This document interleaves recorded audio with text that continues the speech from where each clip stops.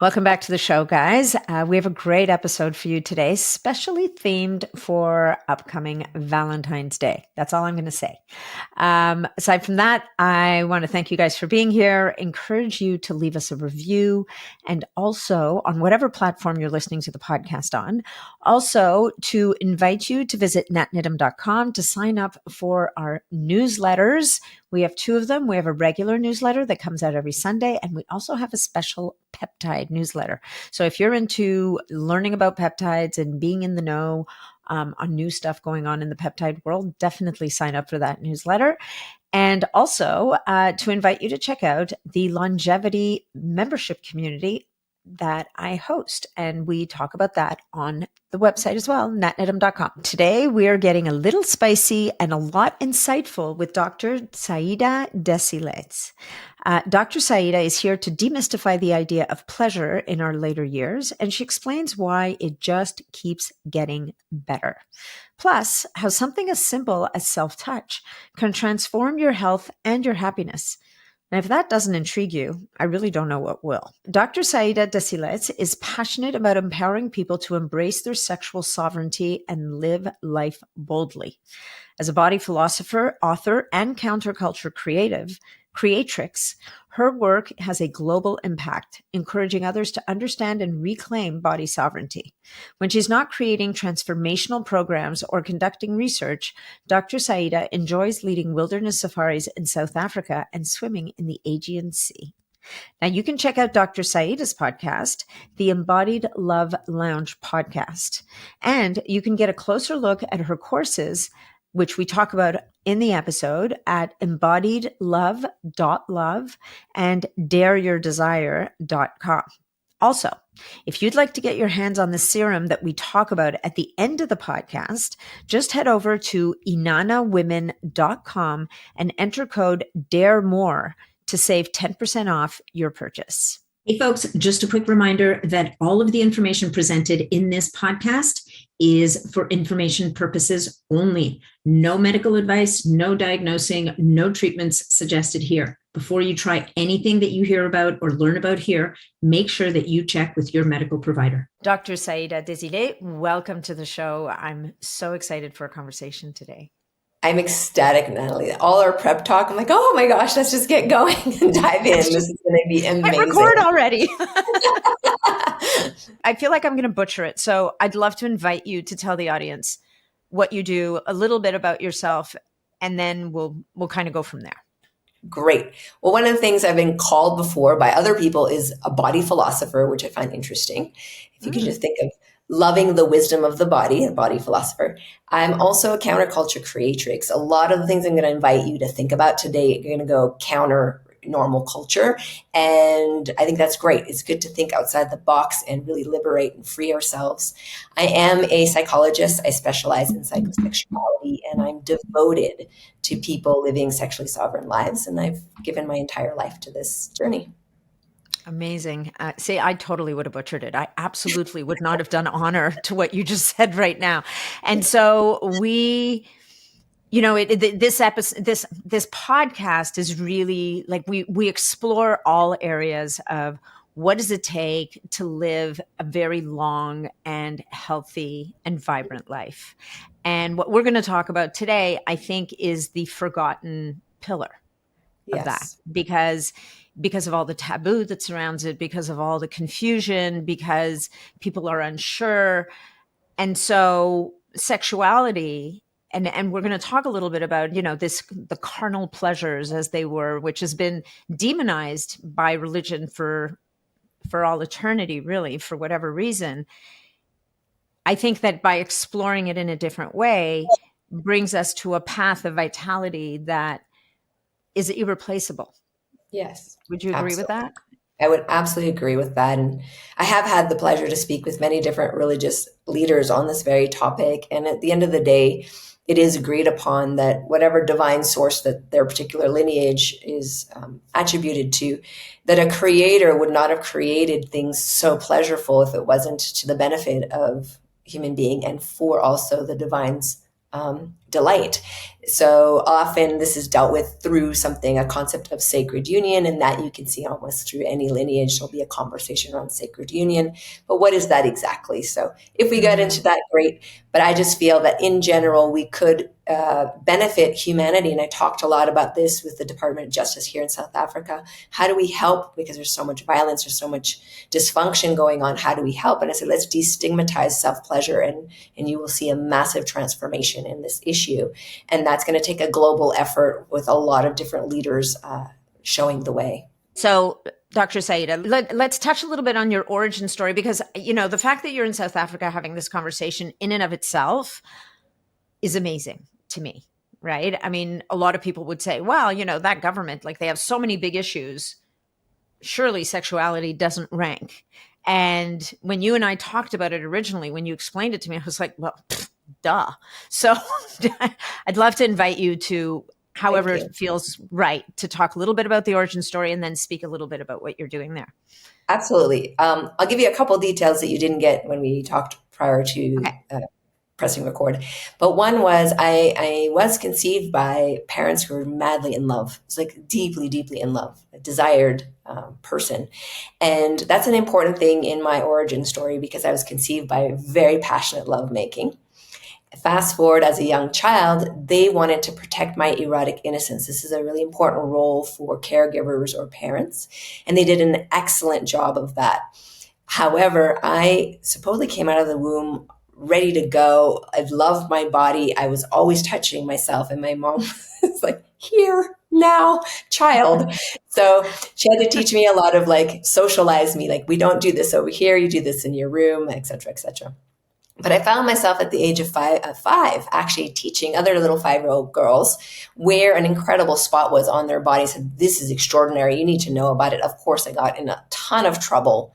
And I just remember as I flew through the air, because I was getting thrown out of the house, my friend's house by her older sister, I was like, I don't think she knows about this spot, because if she did, she wouldn't be so angry. So that just sets up kind of who Saida is in the sense of there's a very intact connection to the erotic, which let's just call it aliveness, because erotic triggers people. So just very intact connection to feeling deeply alive and lit up. And an understanding that that's actually not how most of the world can see it, and that most of the world actually still needs to know about it. So, you know, I knew that as a young child. Skip forward to where my initiatory experience that I spoke of earlier, I had a very traumatic, quote unquote, rape experience. It was a rape experience, but I don't want to go into it. Very violent. And it led to me being told by a surgeon, because I'd go into ER and that I had 2 weeks to live. So It was very extreme. I was 20 years old, and it was an extreme shock, because at that age, you actually think you're immortal. You're not like, what? What's happening? Yeah. I chose to live, clearly, because many years later. But what was birthed of that, and there was no resources for me, so what was birthed was the method, my own method after my last name, the Désilets method, or I publicly call it the embodied psychosexual method. It was birthed from need. So this method has been tested by trauma therapists, osteopaths, MDs, OBGYNs, and more recently, Dr. Tudor, who we mentioned earlier, just in terms of neurosystem resetting. And for me, I feel like I'm thriving. And so what I learned in the process of healing myself is everyone is really good at taking victims of a trauma to one place called survival. And then you are a survivor of that thing, and you're given a badge. I didn't choose to take that badge. Instead, I shifted my attention to the second half of the process, which is called moving into possibility. This is the thriving post-trauma region that we do not cover for the most part in most therapies that are currently available. So that's where my work is. If we were to put it really lightly, I'm like the possibility doctor. I really love to invite people. What is available to you with the resources you have currently with your own body, and what's emerging for you at this time of your life? Well, you can see how, you know, just listening to you speaking about it, when you stay in that survival place, you maintain a very distinct link to that traumatic event that is part of your identity, right? Yes. And so, and not that you don't still have, not that it's still not part of your history in your world, but it doesn't define No. your you or your being in the same Well, way. and how we define ourselves, and this is going to be very important for the entire conversation, because how we Mhm. identify ourselves, define ourselves as a person, as a sexual being, as a partner, as whatever age group we happen to find ourselves in, will literally create the reality we experience. And I think I mentioned to you in the prep a book called Breaking the Age Code. They've shown that you can gain 8 years of healthy life simply by changing one negative belief about aging. So if we've Wow. now shown, science can show that beliefs have that much impact, imagine, because I like, this proves my entire method. Imagine now the belief you have around sexuality, intimacy, connection, pleasure, and you shift even just one of those frameworks, what can open up for you? It's really extraordinary and very important. Yeah, that's really powerful. And it's interesting when we think about the beliefs that people have around sexuality. One of them is that, oh, well, after a certain age it's not a thing, Yeah. right? Or that it is, and then there's the whole other belief system you come through life with from your childhood, how you were raised, whether, if you're part of a church that has inculcated whatever. But that limiting belief, and we talk about limiting beliefs in business, we talk about limiting beliefs in so many different areas, but that limiting belief that, oh, after age, and I don't know what the ages people assign, it's not a thing, right? Well, Or you'd be maybe it's after surprised. procreation, after we can't reproduce anymore, well, it's no longer necessary.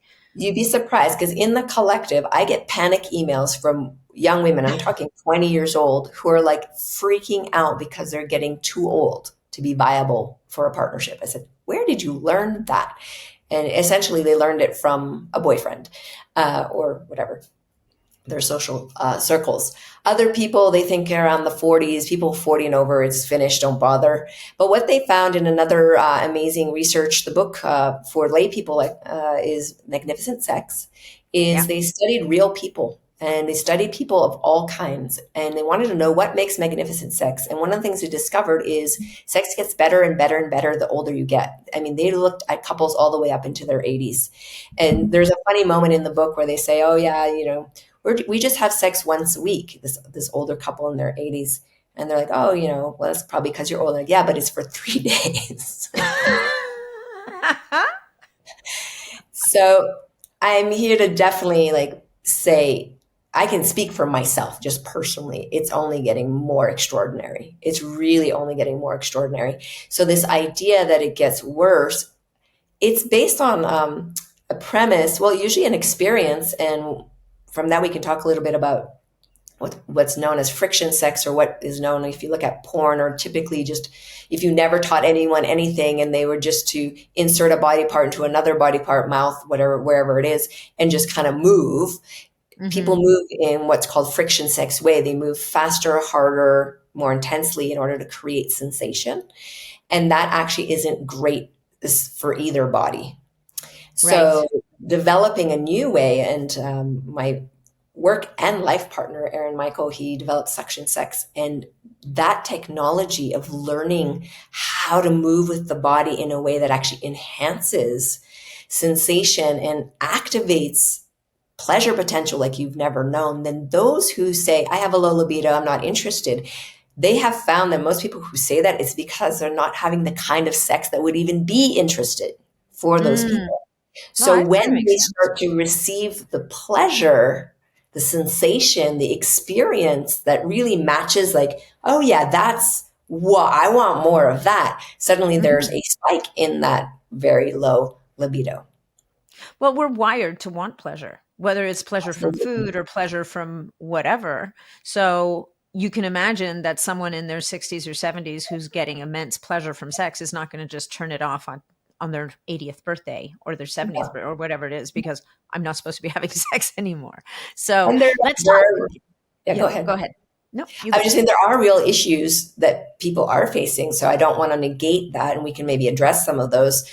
But I just want at the foundation to let the listeners Hmm. know, like, if anywhere in your mind there's a belief that it's not possible for me with my current body, my current age, my current situation, just know that it is.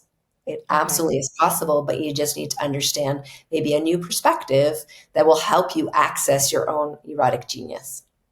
Okay, great. So let's explore a little bit the Désilets method and just how you leverage it for different groups of people, because I think I think for the audience now, for to help you to understand a little bit of where we're going today, we're going to a bunch of different places. So if you're listening to this and you're single, you will get gems from this podcast. If you're listening to this and you're in a relationship, whether it's amazing or has evolved to a place where it's less amazing, you're probably going to pull something out of this podcast as well.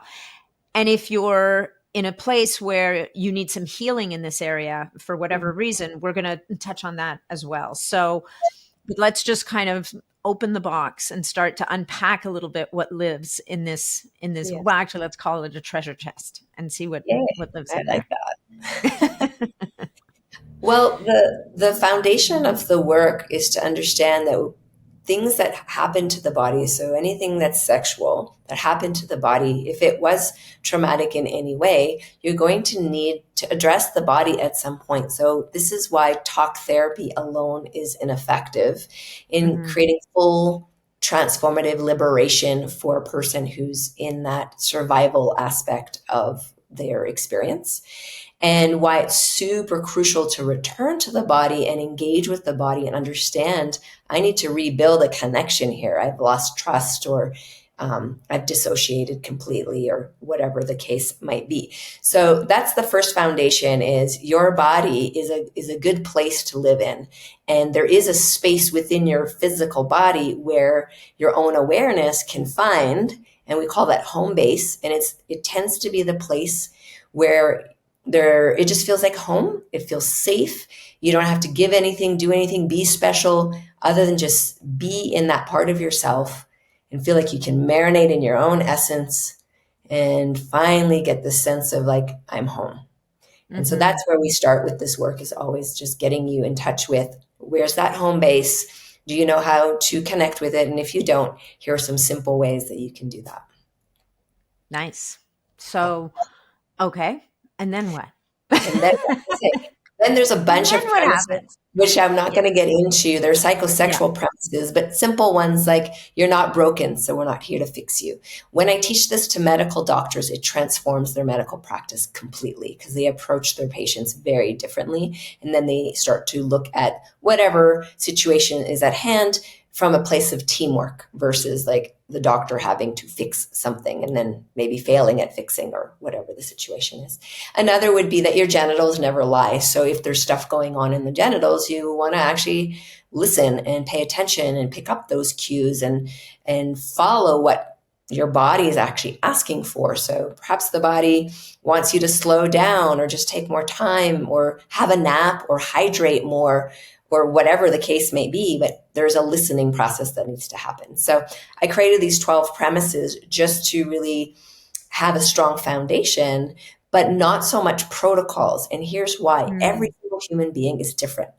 Your experience is an emergent experience. Yes, you had these points in time that you can map, like this happened here and this happened there, but you're actually an emergent person. There's stuff happening and evolving every single day, which is super exciting. But as a therapist, this can be challenging, because it's like, well, which part of you do I relate to? You're going to relate to the emergent part and really hold open possibility for that client. So that's why the premises are there. So there's a solid foundation where the therapist and the client can stand and feel confident.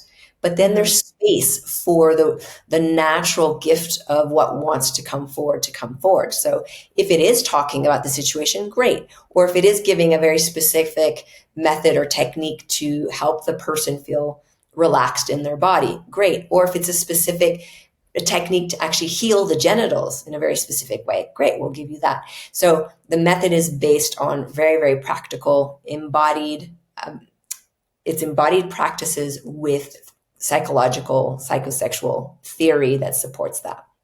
Nice. So you train physicians and you work with people as well, right? Through programs.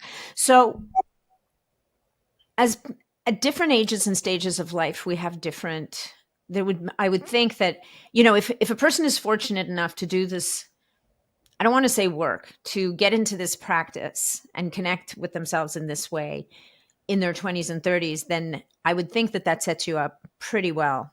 Oh yeah. And we'll talk about women first, but I think even for men, right? And men's a whole different story. And actually, do you work with men and women or just women? Yes.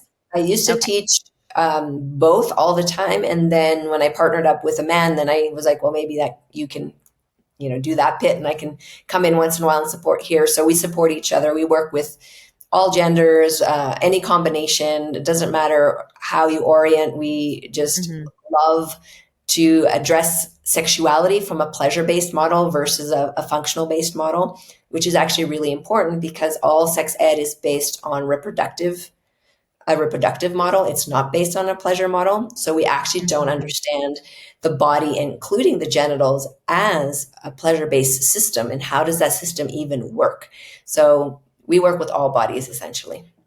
Right. Okay. Well, that makes total sense. So, where I was going with that, so, I would think that people in their 20s and 30s, or even before, whatever that you're working with, are going to, it's going to be a common thing with women as they're moving through menopause. I think that that's where a lot of women, it's almost like it's not almost, it is a traumatic event. It can be really traumatic because your body changes in ways that is not conducive Mhm. to, in many ways, for continuing intimacy. And I feel like that can be a breaking point for a lot of relationships, in the sense where, as a Absolutely. woman, we're going through all these crazy things. There's mood issues, there's temperature regulation, there's all the stuff. And then on top of that, you're not yourself. You don't look like yourself. You don't feel like yourself. And the last thing you need or want or think that you want is somebody else involved in this problem that you're having right now. And Exactly. so, do you, is there a special It's like chapter in your someone work turned for up that? gravity, I think. Like it's really weird, but gravity gets turned. I'm like, why? Like, what the hell is just going on here? I was minding my own business. What? Well, here's where the book I mentioned earlier is a great read, the Breaking the Age Code. But again, when you look at different cultures around aging, it's not every culture that sees it as a negative thing. North Hmm. American culture is the absolute worst. We are terrified of it. And so when we're terrified of something, we almost become our worst enemies. Yep.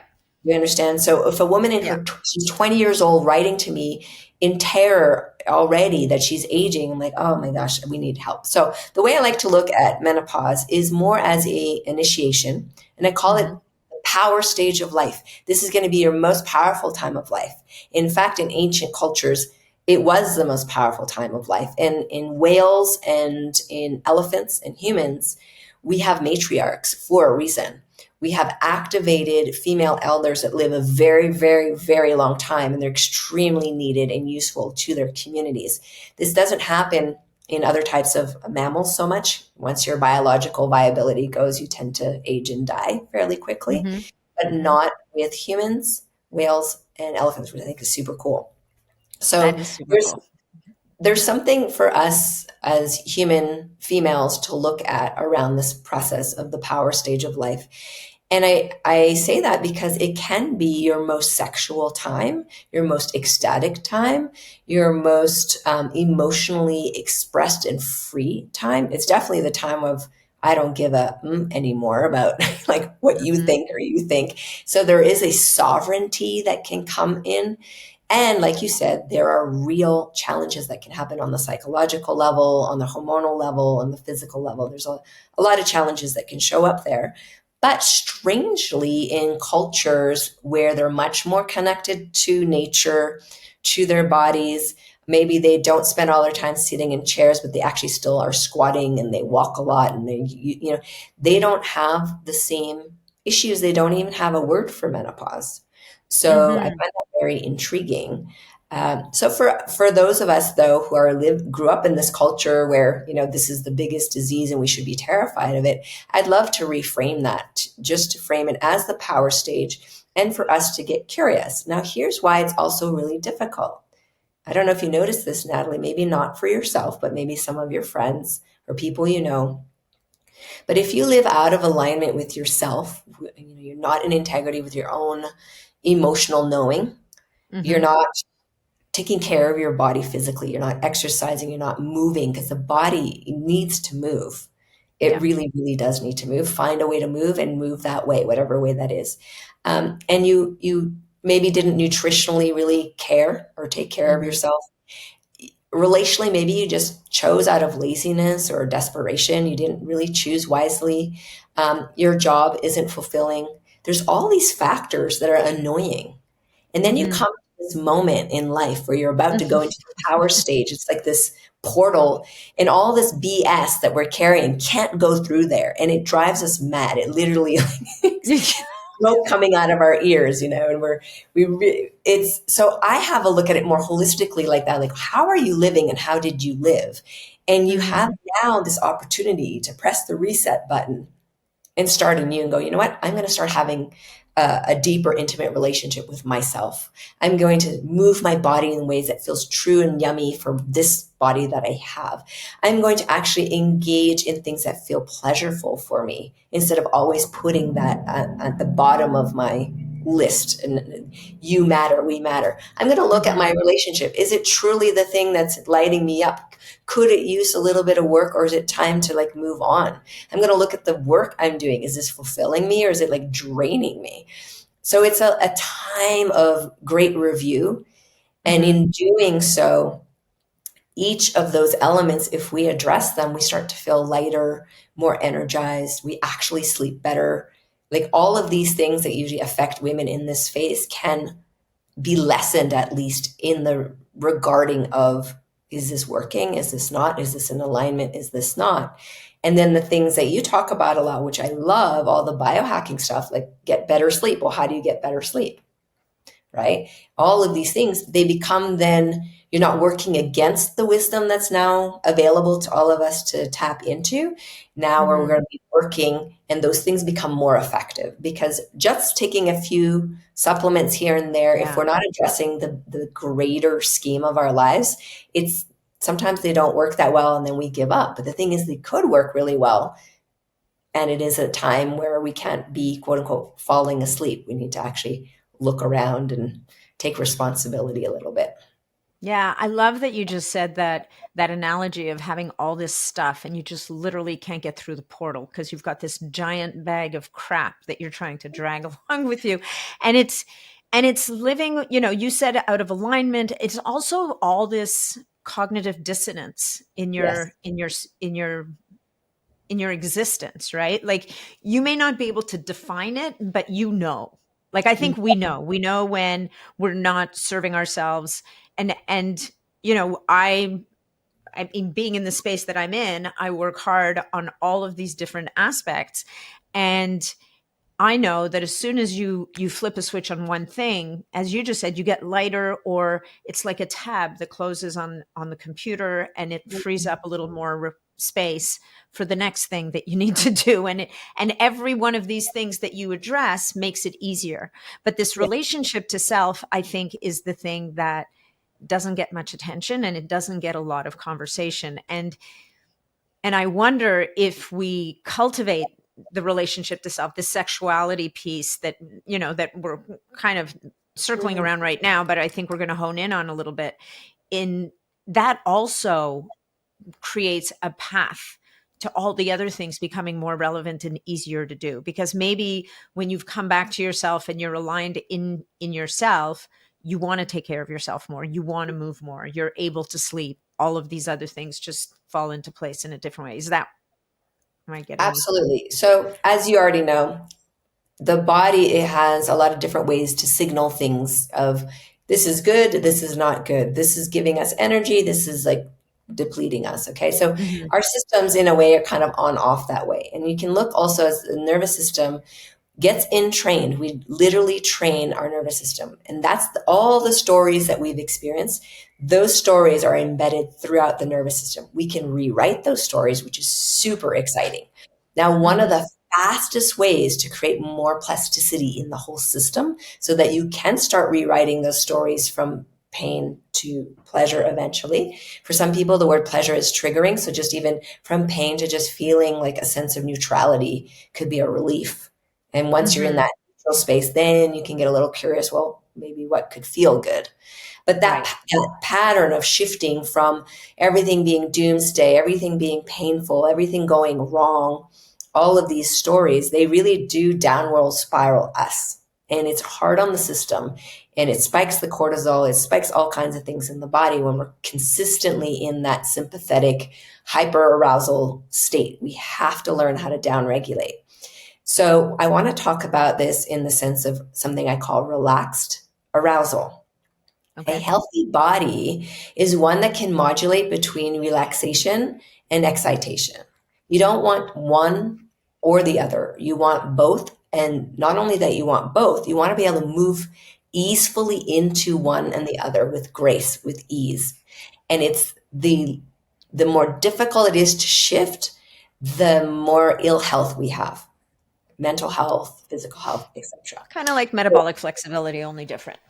Yes. So relaxed arousal is this state that I was noticing myself go into and cultivating, and then I noticed my clients doing it, and finally I'm like, is relaxed arousal even possible? Meaning, can I be aroused and relaxed at the same time? And absolutely, it's possible. So now that there's the polyvagal theory, and they understand a little bit more how the vagus nerve works, the social engagement aspect of the system is that ability to be awake, engaged, but relaxed. Right. So relaxed arousal is a very natural thing. And I like those words because I want to challenge us a little bit to start to deal with, arousal. We have this issue with this word arousal, so much so that we don't actually even address those as biomarkers of health. Yes. Like, we're trying to do pleasure research and it's impossible. I'm like, well, what biomarkers do we follow? We only know if it lessens in the pain side, in the dysfunction side, then we're going somewhere great. But we don't actually know what the biomarkers are for a really robust pleasure-filled system. Interesting, right? So maybe we can encourage any of the scientists listening to this out there. Let's get some help on identifying real markers for that. But anyways, going back to relaxed arousal, whether you're single or partnered, you want to have engagement with your own body, like actual physical touch. So maybe like putting lotion on, after the shower or the bath, doing it a little more consciously and becoming aware that your own touch to your own skin induces oxytocin, which is not only a hormone, it's a neurotransmitter, and it makes your whole system have more plasticity, more ability to rewrite itself. So that's the exciting thing with pleasure practice, as simple as enjoying touching your own skin, even if it's just for a moment in the shower, but you do it consciously, you actually enhance the capacity of your body to create that oxytocin response, which then you can, if you choose, maybe have a moment and just go, thank you, body, for being so healthy. And you start slowly to rewrite perhaps the story of your body not being healthy or not being whatever it is that you think it is. Not being right. I love that you bring up oxytocin in this way, because the way that we talk about oxytocin most of the time is from getting it from connection with another. So, and it's true. I mean, you get oxytocin from hugging people, you get oxytocin when you have a pet and you love your pet and you pat your pet. Like, there's all of these ways of generating oxytocin are talked about and promoted, but I don't know that I've ever heard someone say, putting lotion on your skin and doing it with a different intention and a different like allowing yourself to make that, wow, this feels really great. That will generate oxytocin. Exactly. And self-touch is your biggest gift because you can do it immediately. So if you are feeling uncomfortable, let's not even go to triggered yet, just uncomfortable, you can regulate your nervous system where you can allow, instead of it being, I don't know if you know the 3 zones of experience. We have the green area where everything feels safe and comfortable. Yeah. Then we have the yellow zone where it's like, little bit danger zone, but not too bad, but it's kind of scary, but I don't know yet. And then the red zone's like a full alarm, full shutdown, like not good. Don't go into red zone. So what we are wanting to do with the nervous system is retrain and grow the green territory so that you're more and more comfortable with more and more things in wider range in your life. That's super, super important. And instead of calling the amber zone like the danger zone, I like to call it zone of golden opportunity. Nice. This is where we can dip our toe in as we're experiencing something we're uncomfortable. We down regulate. So there's a wonderful way, the hand in the armpit and the squeeze. You know this one. This is No. taught by Peter Levine, a somatic experiencing. So a lot of the trauma therapy. If you hold your own armpit and you give yourself a hug and you squeeze, you start to tell your body it's safe. I'm okay. And then you keep your eyes open and you look around and you're like noticing, I am safe. I am okay.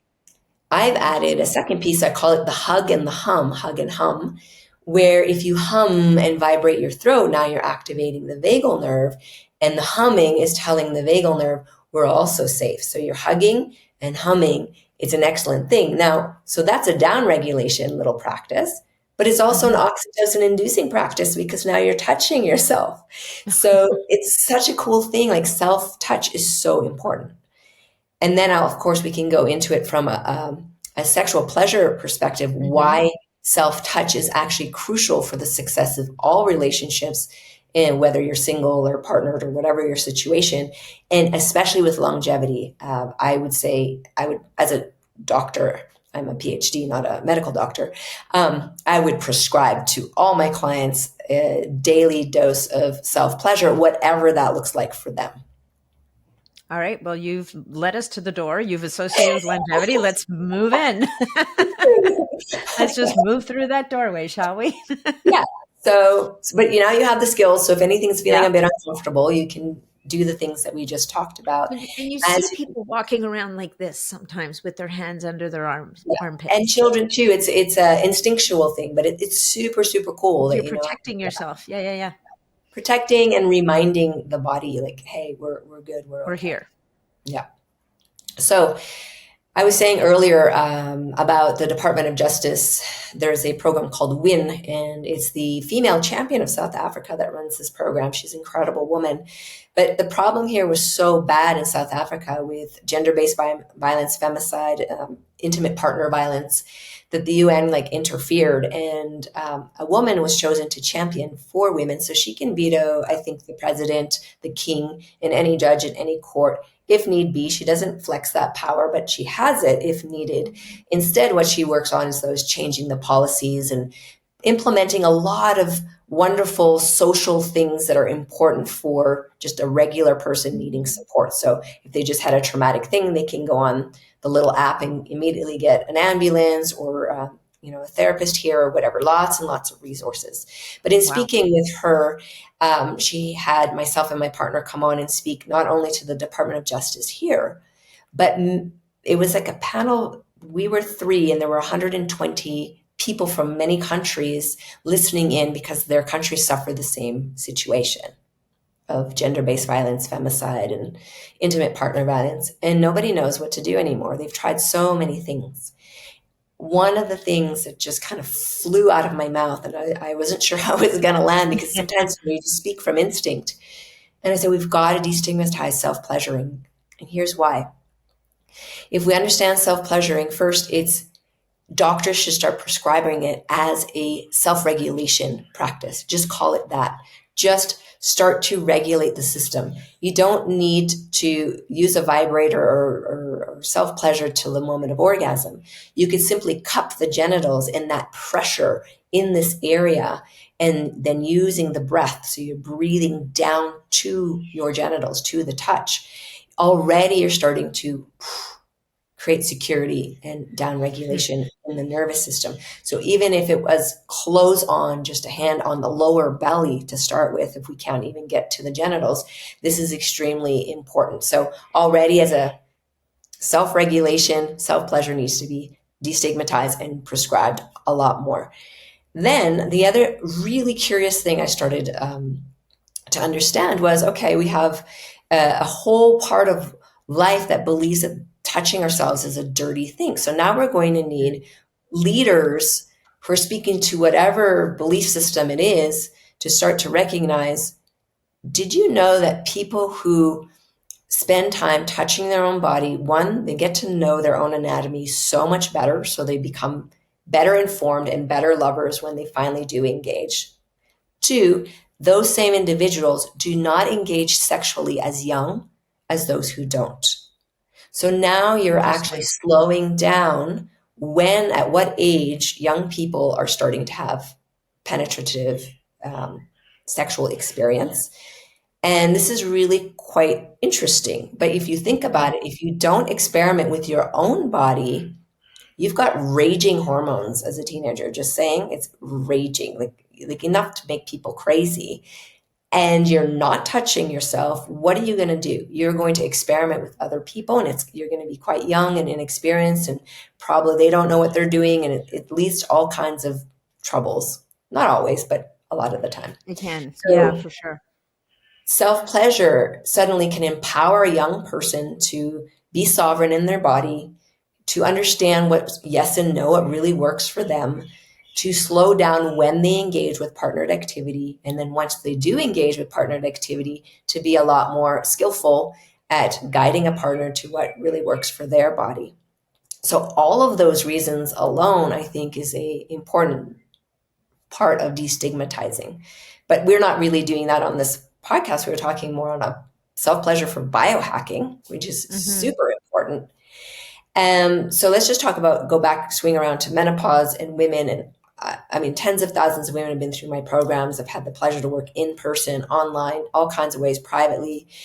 And what I have noticed is when a woman can come back to her own body at her own pace and really understand that she is truly the creatrix of all that pleasureful sensation, it's mind-boggling, just empowering. It's what heals, and what emerges from that is extraordinary. They walk differently, they talk differently, they hold their bodies differently, they negotiate differently in terms of even just like a conversation with a partner, for example, or at work.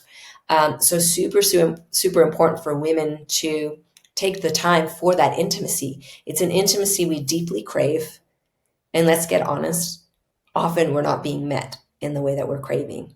So when we take responsibility and get curious and become our own best lover, which is within everyone's capacity, suddenly now you are a person who is running a lot of pleasure in her system, which is super healthy for you. It boosts the immune system. It helps everything. Actually, all systems are like, yay, we're feeling even good. your hormonal system, even the sex hormones benefit, right? As you, like, Everything. I would think it helps to.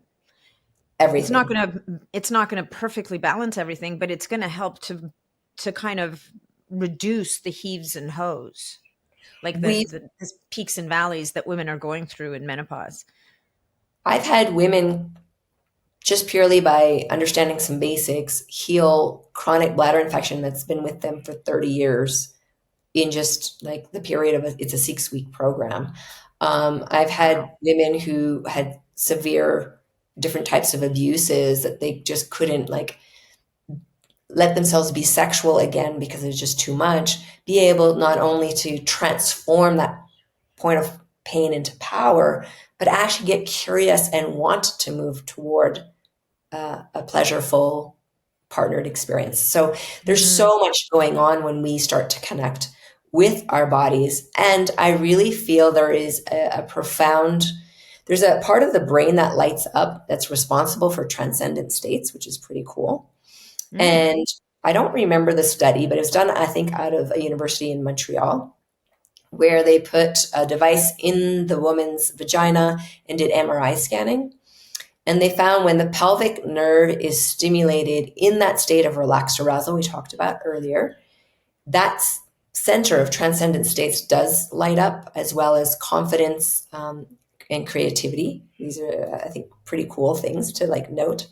So for women, getting to know our anatomy, not just the external anatomy, which is super popular right now with vibrators and toys and everything, but there's an entire internal landscape that we're missing out on. And when we get familiar with it, we can relieve maybe pain that we've experienced through penetrative sex, menstrual cramps, even the feeling of like lack of interest or even low libido can get really transformed when you start to wake up the deeper pelvic nerves within the vagina. So that's all part of the self-pleasuring. It sounds really odd, but we do it in a really gentle, sequential way and really teach like what each part of the anatomy is responsible for and how to just Interesting. breathe and get that active. And as you were saying with your wonderful, you gave me a gift not too long ago that I really love, and we were talking about it, but the increase of blood flow. Mm-hmm. The increase of blood flow happens in many ways. It happens when you understand how to actually breathe properly with your pelvic floor. When you actually touch the tissue in an appropriate way that has permission, it has an embodied yes consent space that happens with it. When you start to actually become really attuned to your own pleasure and you can follow it. You're not trying to get an orgasm. You're just attuning to pleasure and now starting to actually map out this erotic landscape that's massive. It's actually really, really quite extraordinary for yourself. And so all of that it happens because one, we want to connect that heart Mm-hmm. and body connection. Two, we understand, hey, this is good for me. Three, you know what, this area of the body, if you don't use it, we lose it. There's a lot of problems that happen, especially prolapses and all kinds of things from too much pelvic tension or even too much atrophy. This is all preventable, all Mm-hmm. preventable. Most stuff that women go through is preventable. They just don't have the skills. And a regular doctor is not taught what sexual optimization is at all, Yeah. at all. They Yeah. don't know what that is. They have no clue what that is. So when we go to our doctor and we expect to get some kind of healthy sex advice, I'm sorry, but most of the time you're just going to get something that's almost equivalent as what's in Cosmopolitan, which is horrible. Well, it's Yeah. not in their wheelhouse, like you just said. They're not trained for it. It's not part of the curriculum, right? No, Like, I mean, not so little of what we talk about is part of the curriculum, and it's so interesting that you mentioned earlier. You mentioned sexual optimization. Well, before you can optimize, and I talk about this in more, I don't know, health, more traditional health-based metrics. You yes, can't optimize a body or a system that's not in homeostasis. correct. So if so many of us are in this disconnected kind of state, we can't possibly optimize until we kind of rewire or plug the plug back into the wall kind of thing, Yes, like just kind of reconnect at a very fundamental level that we've almost been discouraged of doing yes. when. And I want to say something controversial, and we can unpack it if you like, Sure. but I think this is an appropriate space to bring this up. There is a massive, if you look up sexual wellness industry, it's like rising fast, right? It's Oh like yeah. Yeah. but if you look up what's actually happening, it's lubricants and sex toys predominantly with some Hmm. supplementation, but those two are huge. What's really curious to me is that vibrators are becoming like the solution everywhere. Yep. They're given And out lubricant. everywhere. Hmm. But here's the deal, the way our biology is set up, how we became what we became, vibration was always read by our nervous system as something alarming. Hmm. So Interesting. vibration engages sympathetic arousal system. Now you're aroused, you're awake. Great. Because if you're completely offline, a vibrator may be the way to kind of shock yourself back online and Hello. bring things back. But it's not a healthier long term solution. You can activate your body in a very different way.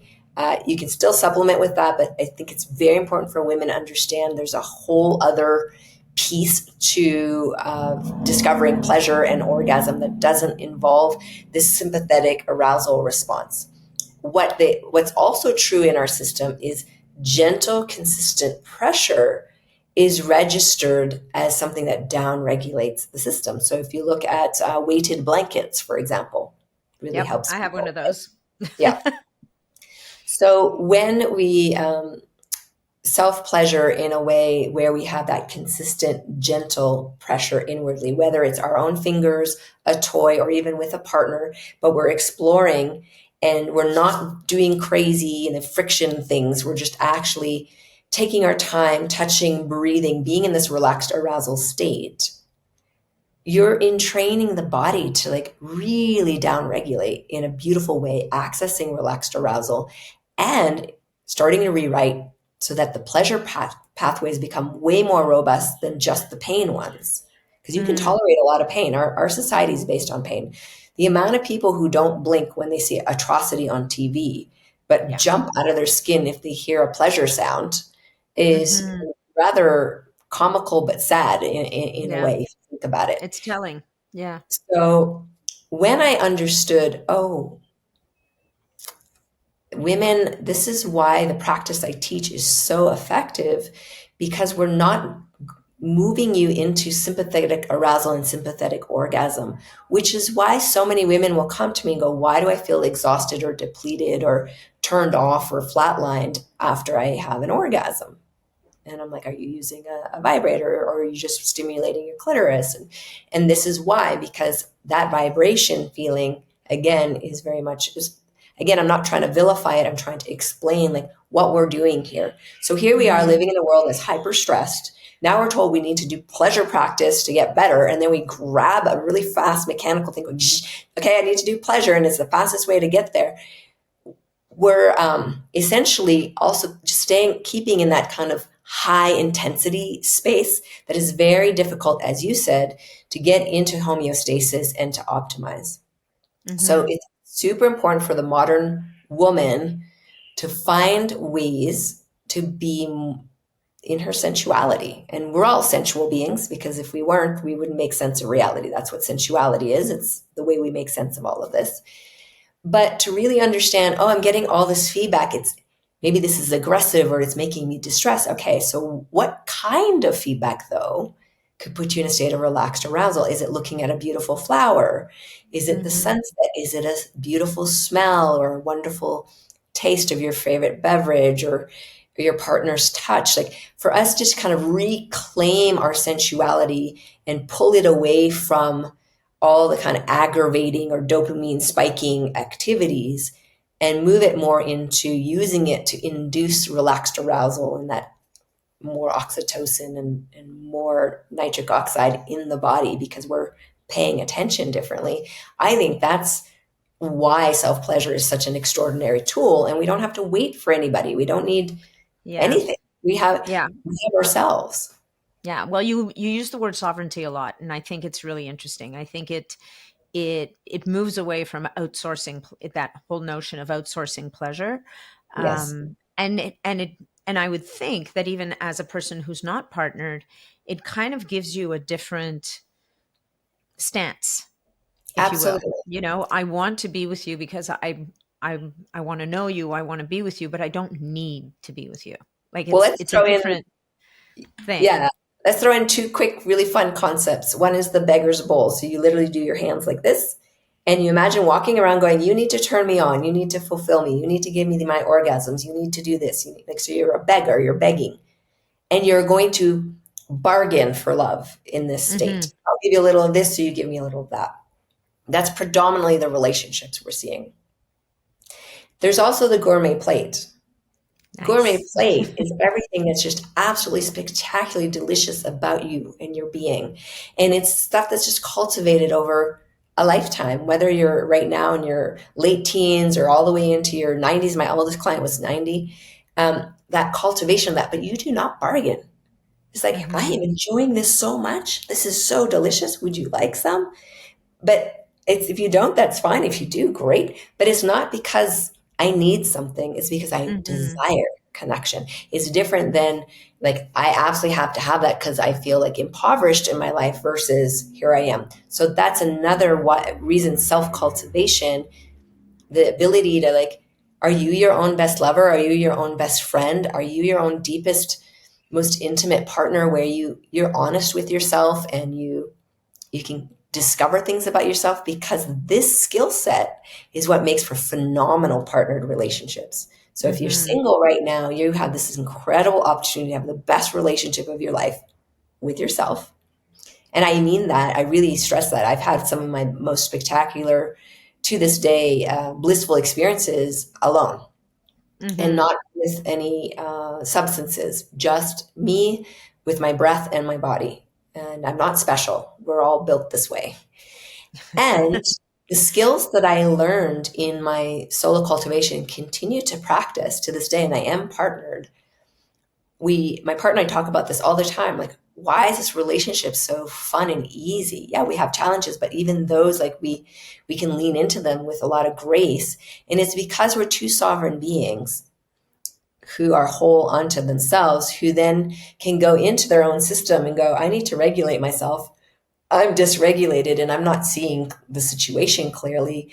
Okay, this is my part in it. This is their part in it. Here's what I need for this to be better. Now you come back as a mature, available, intimate person, and it just creates opportunities to go deeper and deeper. And that is actually very sexy when you then move into a sexual experience with that partner because there's nothing in the way where you can't Yeah. see each other.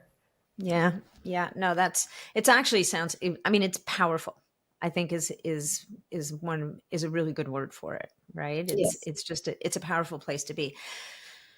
Oh God, I have so many questions for you. So the last, I think the last, I mean, there's a couple more places I know we both want to go, but one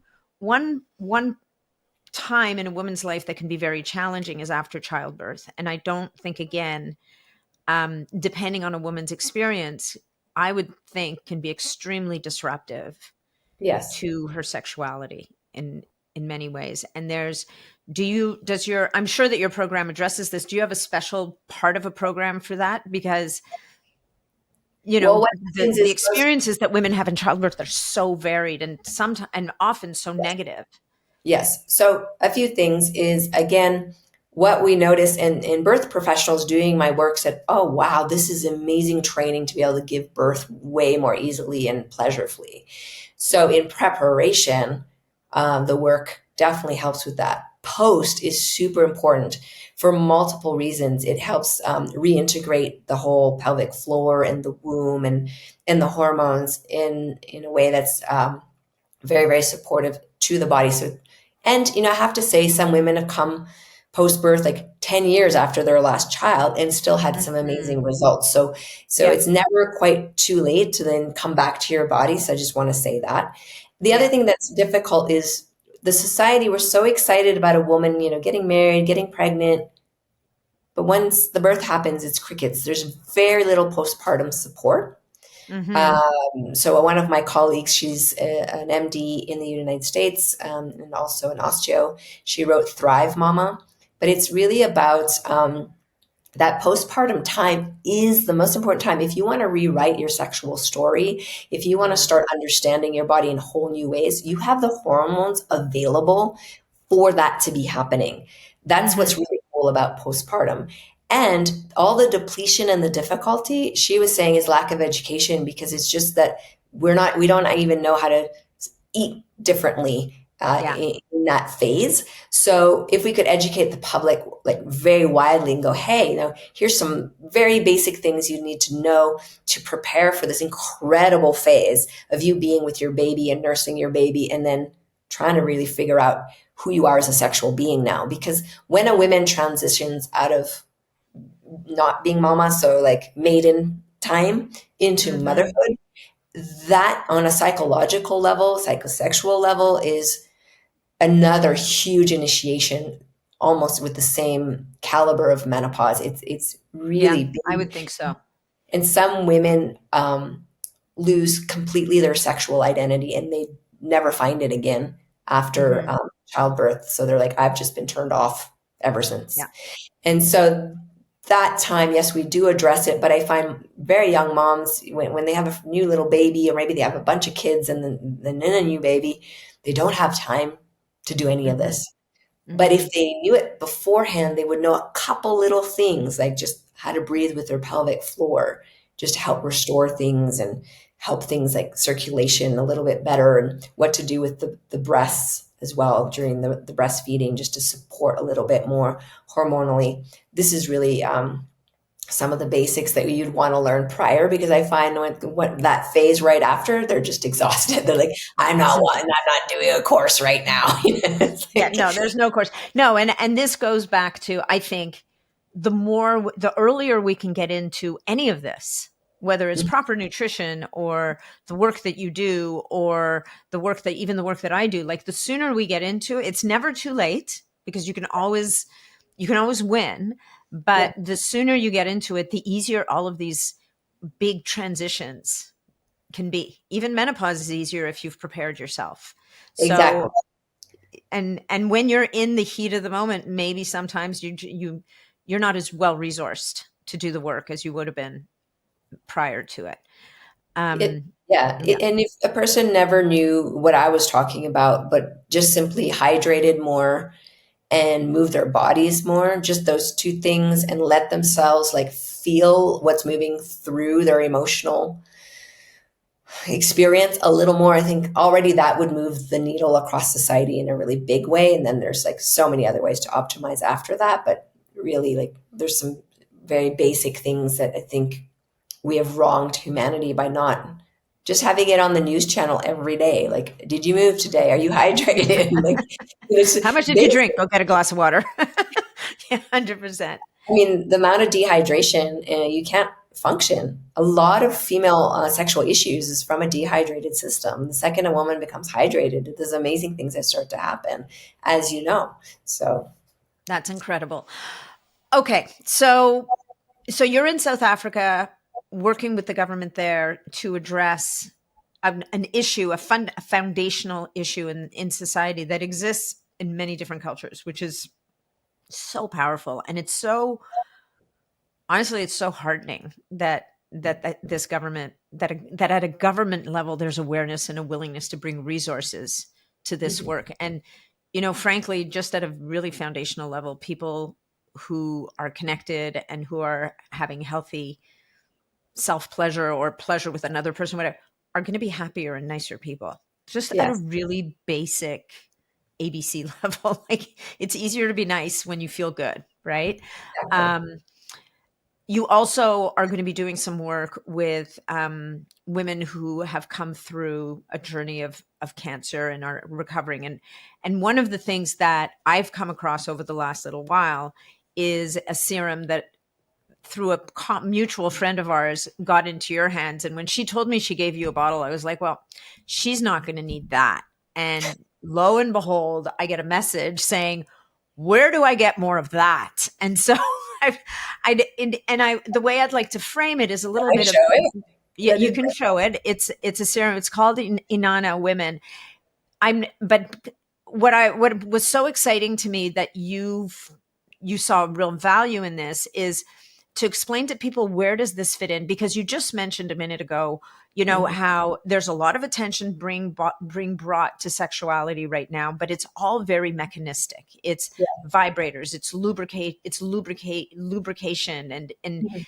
and I feel like what this serum does is, it's more of a, first of all, it helps the body to lubricate better. It brings more blood flow to the area.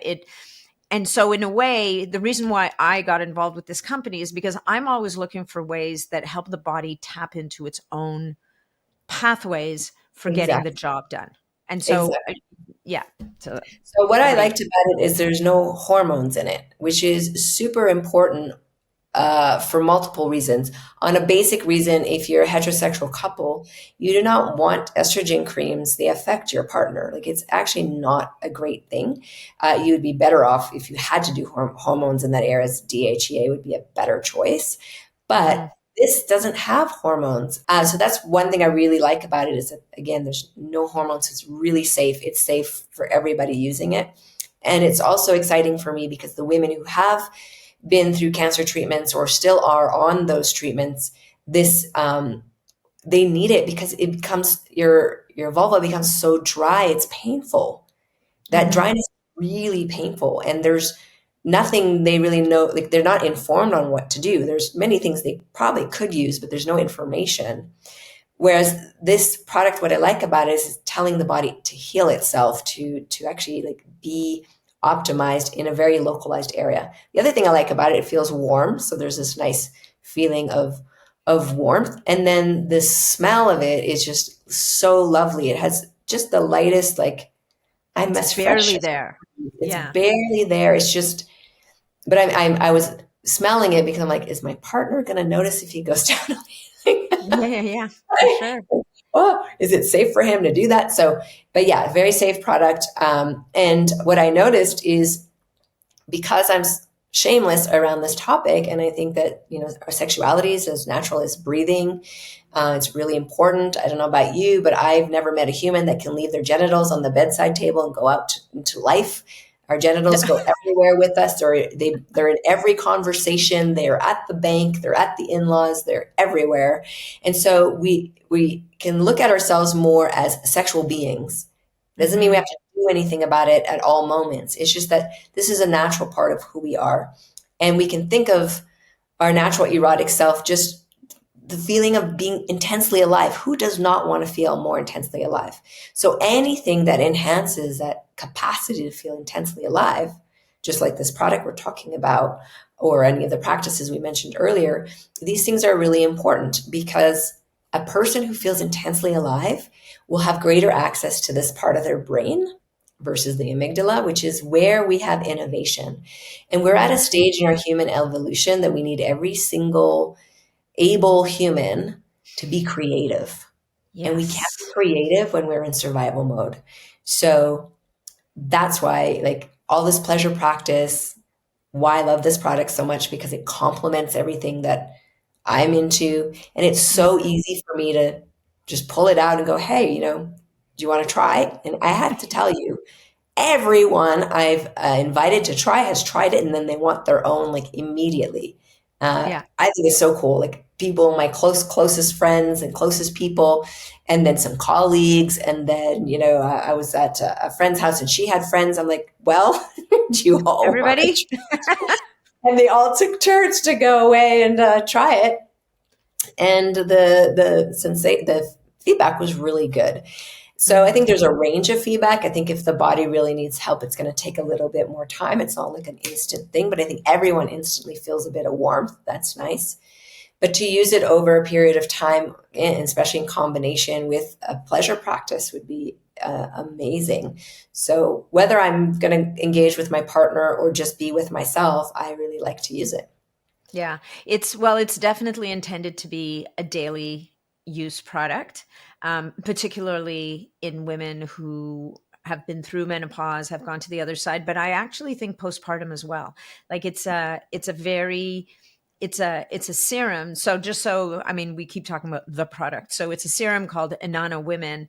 And it's the foundation of it that's the most incredible is this technology that delivers the working compounds into the body It across brings the more skin. oxygenation, doesn't it? Like it helps It the does. blood There's flow. L-arginine in there, so that it also supports nitric oxide production, which is a gimme. Like ladies, just pay attention. The more you have of that, the more pleasure sensation. And Yeah, it's super, super important for us to have that.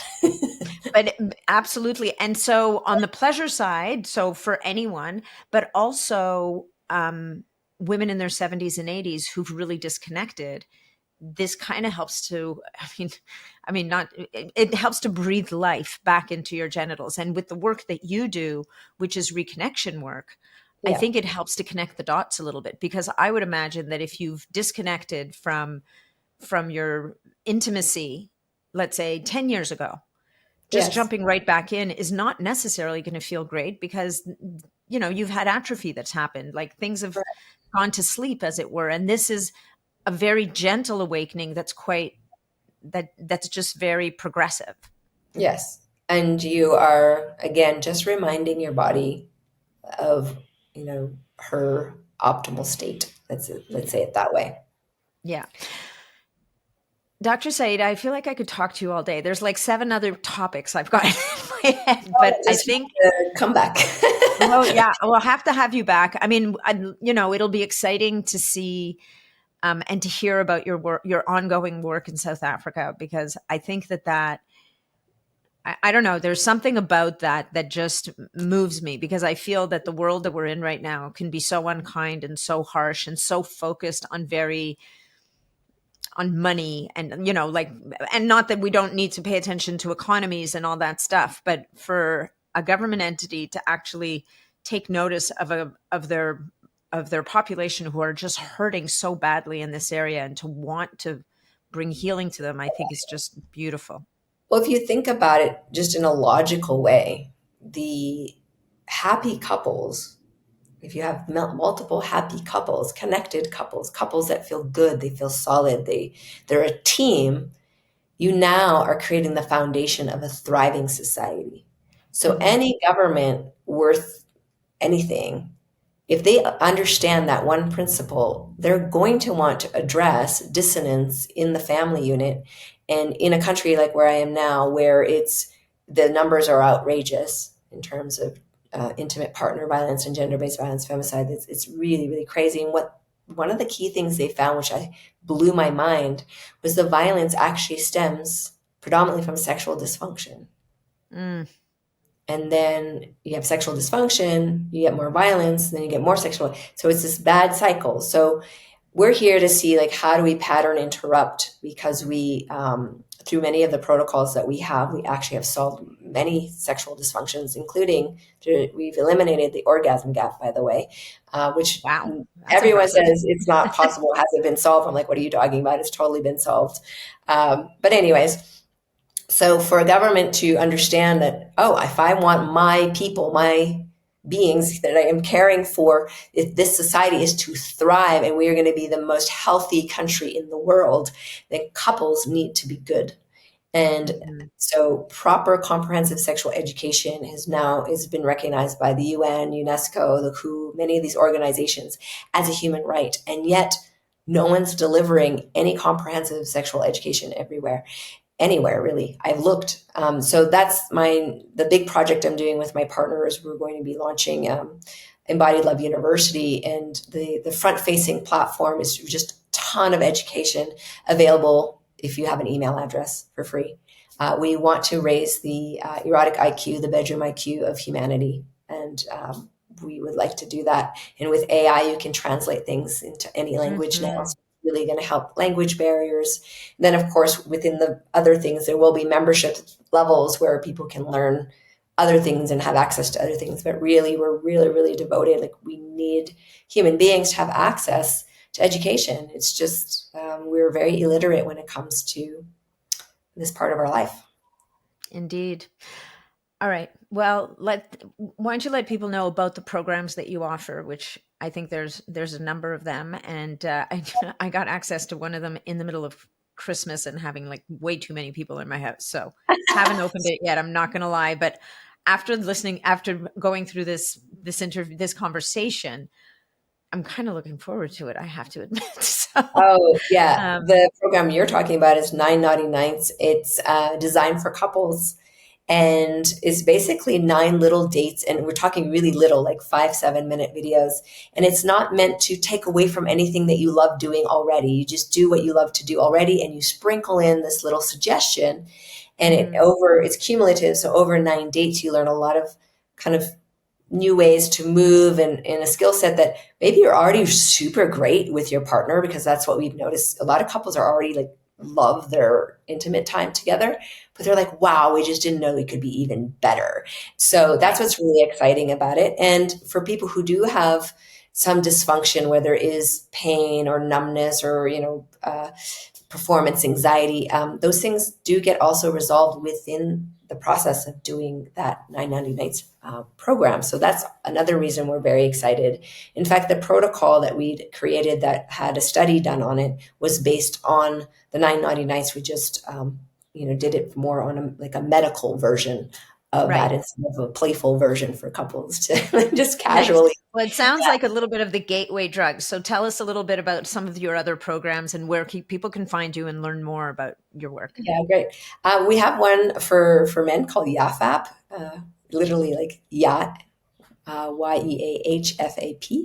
And that's just giving incredible skills to men. It's a 21-day challenge to have kind of just be more connected to your body, to your pleasure through more sensation instead of less. So a lot of men, they think that the way to deal with their sexual stuff is to actually no longer masturbate or stop doing this or stop doing that. We're like, no, you need to actually feel more. So accessing more pleasure by feeling more is the solution. And we've seen guys who maybe last 30 seconds go as long as they want within 3 days, which is really crazy if you think about Wow. it. Yeah, That's and it's insane. cumulative. It's just like 1 minute, day one, next day you do 2 minutes, next day 3 minutes. So it's cumulative. By day 14, we had some men going into really expanded states. And now they're like, I don't know what's going on. And it's amazing. And then you can, the same program, you can actually do it along with a partner. So you can get like a partner assisted version. It's all in there. And it's an incredible program for men. It's really solving most of the issues for guys. We've helped guys get off Viagra and Cialis and all kinds of I things love just it. by doing this program.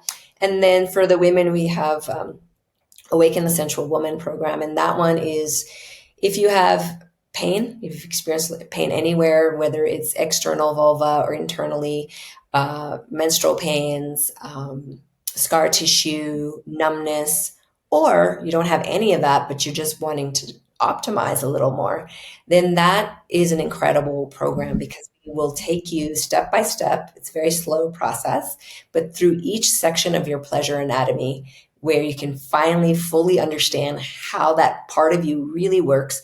And then I guide, once you understand the anatomy part, I guide you through a way to activate that area, let's just say, to optimize it. So it's just, again, a suggestion. But again, the ladies doing that, they're like, even getting rid of back pain, walking differently, confidence, like it's Interesting. Yeah. amazing. Menstrual cramps disappearing. So that's one of the protocols we give if there's optimization desire or if there's some issues that women need in order to address before they even get into partnered work. Beautiful. And on Instagram, you're Dr. Saida Désilets. Saida. Okay, so we'll put all that in the show notes. Yeah. We will also have a code for you guys, for you ladies and men, whoever you're out there. If you want to access any of these programs, we'll have something for you in the show notes as well. Ooh, fun. And and for Inanna women, we'll have that down there as well. And your code, actually, Dr. Saida is so excited about this product and she wanted her own code. So it's desire. Dare more, I think I wanted to. Dare more. That's what it Dare was. more. So Dare More, DAREMORE. Yeah. Dare More is the code. And that way you can get yourself your own little bottle and you don't have to go chasing Dr. Said all over the world thinking she's going to share hers with you, because she would. I would. She's very generous that way, but everybody needs their own. Anyway, thank you so much for this. Thank you for your time. Thank you for the work that you do. It's been an absolute. Katrine's told me about you all for a long time, and I'm so thrilled that we finally got to meet. Yeah, such a pleasure. And thank you for your amazing community and all the beautiful work that you do, Natalie. It's been such a pleasure to be here today. Thank you.